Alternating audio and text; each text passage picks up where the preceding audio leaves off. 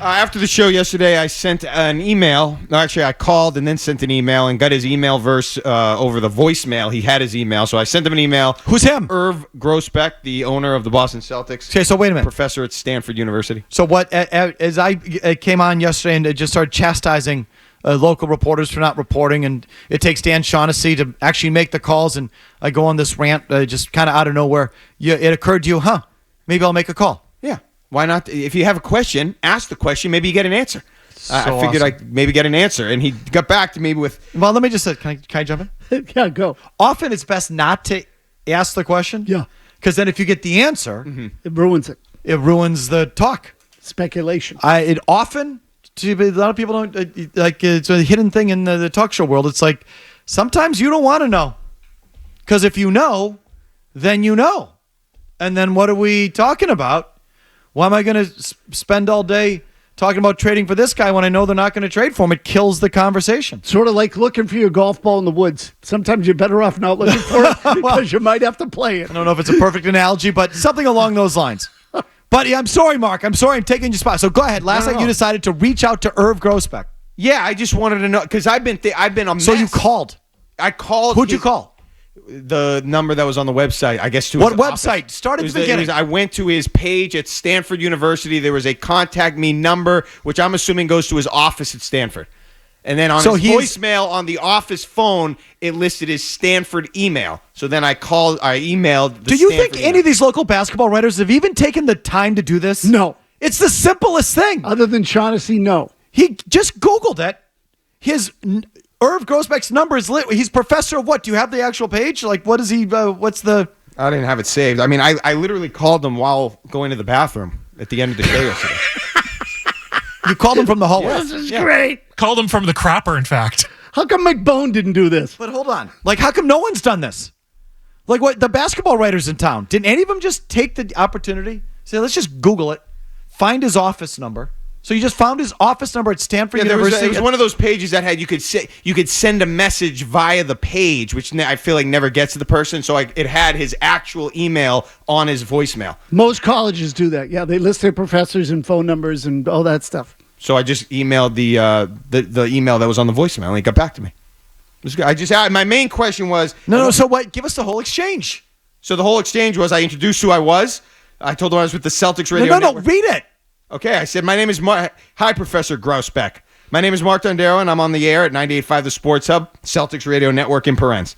With the news of the Celtics sale, I'm a little confused on what Wick's role was from a basketball operations perspective. Specifically, who was the one that made the decision to move on from Danny Ainge and to transition Brad Stevens from head coach to executive? And then I went on, I said it was such a huge championship. Read it! It was such a huge championship-winning moment in the history of the franchise, and I just want to make sure I do not present inaccurate information. Great. You hit him over the head with it immediately. Good job. I guess good job. I don't know. You're going to try and butter up, get an exchange going a little bit. I don't know. But you went... good question. So usually my thought process was sometimes these people they don't like the media because we just start slinging crap everywhere. So I was like, I don't want to present inaccurate information. I gave him a little bit of flowers and then let's see what happens. So again, basically, I found his bio on the Stanford Business School website. It is here. Good job, Mark. And contact information. Yeah. Not hard. And you know what? I just get the sense none of the guys that cover the team do this because... What do you mean sense? Like, I don't want the trouble. Like, what? I'm not here to dig up dirt. I'm not here to make anyone look bad. I just want to... talk about the spacing. Yep. And all the things they do well. Mm-hmm. As opposed to actually find out what's going on by just simply calling the guy whose number is publicly available. All you have to do.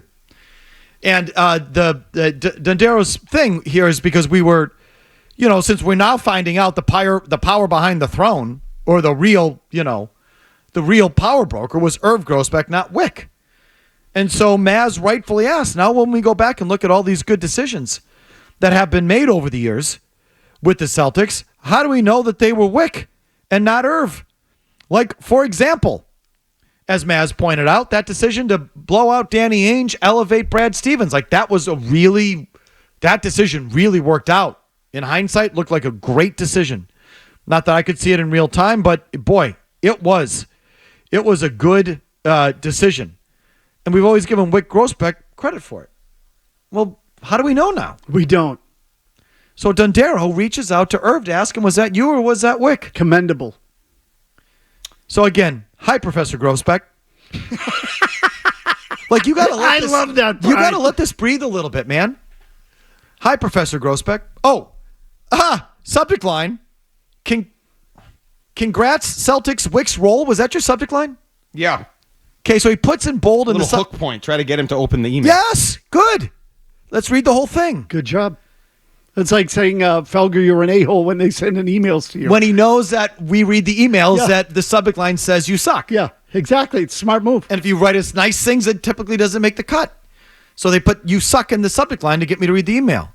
But Dondero, taking the opposite track with Irv Grousbeck, writes in his subject line, all caps, congrats, Celts, Wick's roll. Hi, Professor Grousbeck. My name is Mark Dondero, and I am on the air at 98.5 The Sports Hub in Boston, parentheses, Celtics Radio Network.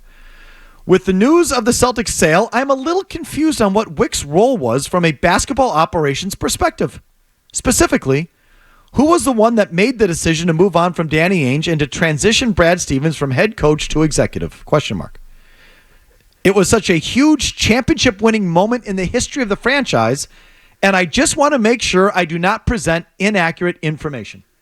Can you stop for 1 second? Oh, yeah. We got to have Dondero teach writing to our sales staff. Oh, my God. You listening, Moscatel? Wow. Very good, Mark. Well So done. this you don't have what time you sent this at. Yeah. It was right after the show, you said. It was at. The email was sent at 6:14 p.m. See that right after the show. So first you called him. Called him on the way to the bathroom. You got his voicemail. On the voicemail, he left his email address. His Stanford email address. Right. Yep. Did you bother leaving a voice message? No. Okay. I'm not judging. H. Irving Grousbeck replies at 5:09 a.m. Did you notice the timestamp? I did. He must be in Boston. I thought it was 2 a.m. Pacific time. Yeah, it would have been. 5:09 a.m. You want to read it or should I? You can read it. Mark, thanks for writing.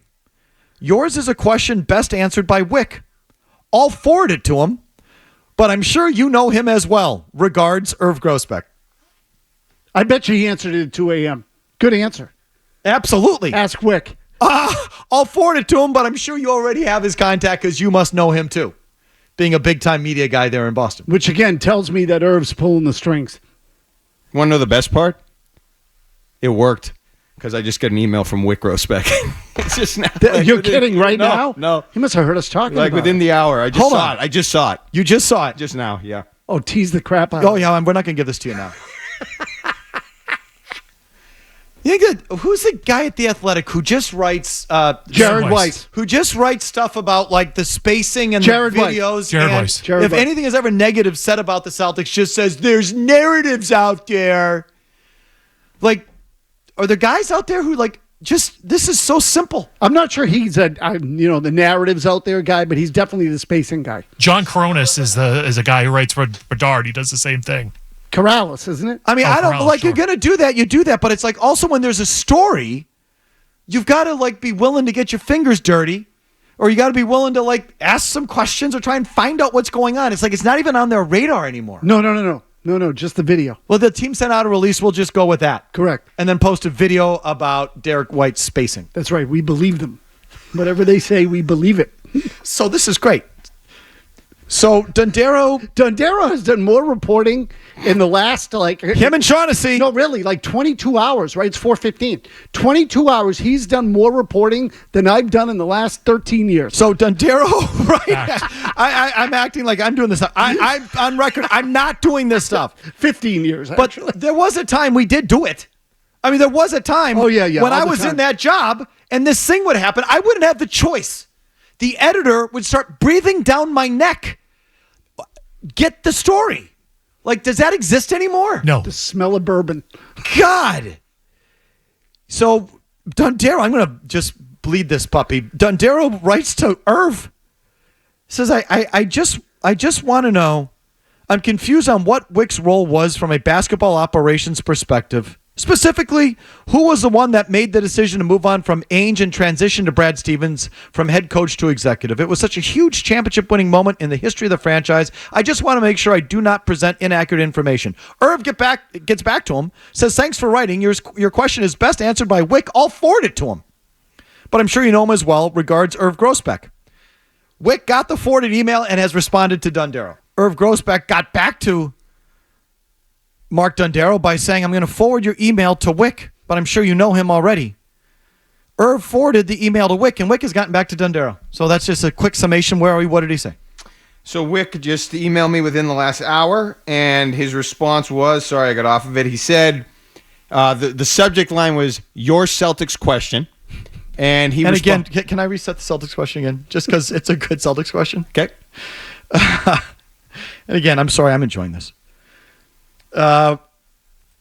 You wrote to Irv and said, with the news of the Celtics sale, I'm a little confused on what Wick's role was from a basketball operations perspective. Specifically, who was the one that made the decision to move on from Danny Ainge and to transition to Brad Stevens from head coach to executive? It was such a huge championship-winning moment in the history of the franchise, and I just want to make sure I do not present inaccurate information. Irv said in his email to you, yours is a question best answered by Wick. I'll forward it to him. So, what did Wick say? He said, your Celtics question was the subject, and his response was, the facts around your question have been thoroughly and correctly reported in the past. W. So that doesn't answer my question because I didn't know personally, and I didn't know about the heavy involvement of Irv and how much about, He said it's been accurately reported in the past. Is that what he said? Yes, but I just don't remember Irv being a part of whatever he happened in the past. Well, what Wick is implying there is that the way it's been portrayed is accurate. Okay. Right? That it was me. Okay. I mean, isn't that what he's saying? Well, the way it was portrayed is that Ainge resigned. Yeah. You think Ainge resigned? No, I'm telling you what was portrayed. That's right. Fair enough. So this is my point. Do you believe what was portrayed? No. I don't believe that Danny Ainge resigned. Categorically do not believe that. Because I don't know if you've noticed, folks, but he's still in basketball. He took the same job with Utah. So why would he leave Boston on the verge of what they're on the verge of? With the thing that he built, working with his son in a place he had been for he didn't retire. He was pushed out. Like, that's obvious. By Irv. Now by whom? So I think it was by Irv. If it was anybody, by Irv. This is the part that, again, I'm hung up on. Like, so the, Dundaro, you got a little more than you think with that response. So you think so? What Wick is telling you is what, and again, I respectfully don't believe him. But what he's telling you is the way it's been portrayed is the way it was. That's what he's telling you. Mm-hmm. That Ainge retired, and whatever decision making is made is by me because I'm the governor. Like, subsequently, like, that's what I think that answer implies. See, this is why I said earlier, the fact that Irv Grousbeck gave Dundaro the reply he did, that I'm going to forward it to Wick, and Wick is going to answer it's best asked of him, is smart. Because Irv still doesn't want anyone to know that he was involved in any of it other than the money, which is impossible to believe when somebody's got money tied up into something, that there wouldn't be some discussion between Wick and Irv when there were big decisions to be made. So he's deferring to Wick to continue the appearance that Wick was actually running the Celtics. And I'm not saying Wick wasn't. I'm just saying that Wick had someone to answer to. At the end of the day, he had someone to answer to, which was his father, because his father had the money in it. So the same sort of thing happened here. He pushed it off to Wick, and who knows what he forwarded the email to Wick, but who knows what he said in the body that he typed in. Hey, got this email. You may want to reply. Let's just make sure we stick with what we've, or Wick probably already knows that part anyway. So this is great. So this is like a little thing that tied us over. During the slow times, like, now we get to parse out who gets credit for what over the last 22 years. And you usually would the buck stops with the chief decision maker, which is obviously Irvin, not Wick. But, I think Wick is probably going to be rightfully sort of possessive of his role in the whole thing, because I think he did do a good job, whatever he ultimately did. And so, like, I don't know, this thing, like that, who greenlighted trading Garnett and Pierce and Ray Allen. Like who? Well, they weren't part of that same trade, but you know what I mean. Yeah, right. Who greenlighted getting rid of franchise players Kevin Garnett and Paul Pierce? I mean, you obviously say that was Danny Ainge's trade. That's right. Of course it is. But you're not trading franchise Hall of Fame players whose numbers are going in the roof unless the owner signs off on it. So who signed off on it?